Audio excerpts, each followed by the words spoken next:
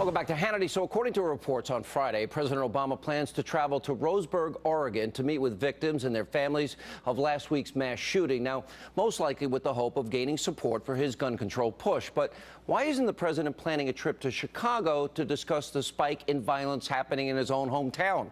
Now, according to the Chicago Tribune, in September, there were 351 shootings in his hometown. Now, there's a sharp increase from the number recorded in the same month last year. Now, the irony of President Obama's hypocrisy is hard to miss, and even the Washington Post published this cartoon mocking the president's ability to ignore inner-city violence. Now, the cartoon depicts Obama saying it's time to start politicizing gun control in Oregon, while the tombstones behind him, well, say Chicago murder. With us now with reaction is CRN, KRLA radio host Larry Elder, trial attorney Eric Guster, Fox News contributor Stacey Dash. We now have a comment by the Black Lives Matter leader warning there's going to be bullets if we don't change the Constitution. Why doesn't he talk about that? Why doesn't he talk about Chicago violence, Eric?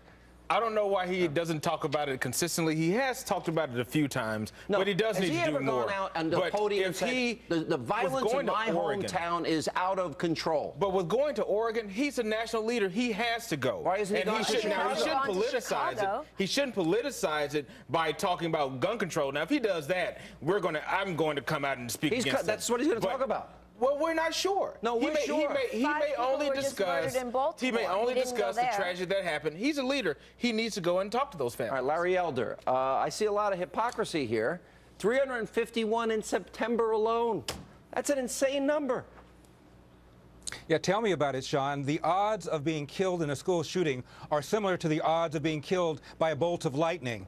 There were 14 people that were shot in Chicago over a 15-hour period of time just last weekend, 6 of whom died. Where's Obama? And in Detroit, it's even worse. Camden, per capita, it's even worse. I thought Black Lives mattered. Now, the latest example is you have this guy, Blake Simmons, a UC Berkeley student, saying we must have a new Constitution or the bullet comes in exchange. And the Democratic Party adopted a resolution called Black Lives Matter. 6,000 blacks were killed by other blacks last year, most of them by their peers in the inner city, a lot of it gang-related. If Obama has been speaking out about this on a consistent basis, I haven't heard it. No. Stacey? He hasn't. He hasn't been speaking about this on a consistent basis, and it's because it's not fitting his agenda. His agenda is with the liberal elite. They want guns gone. They want to get rid of our Second Amendment rights, which is not going to happen. You know, so that's a great point. Because Katie Pavlich had an article today. He keeps comparing our gun laws to Great Britain and Australia. In both cases, in '96, the Australian government confiscated hundreds of thousands of personally owned firearms, and in 1997, British citizens, they were forced to turn over handguns for destruction. So every time he says Australia, every time he says Great Britain, isn't he saying But in Australia, confiscation? Crime went up when that happened. Just like in inner cities, those with the toughest gun laws have the highest crime rates. And I do agree with that point that taking our guns is the most ridiculous, asinine thing on earth. But he should not politicize this. He already has.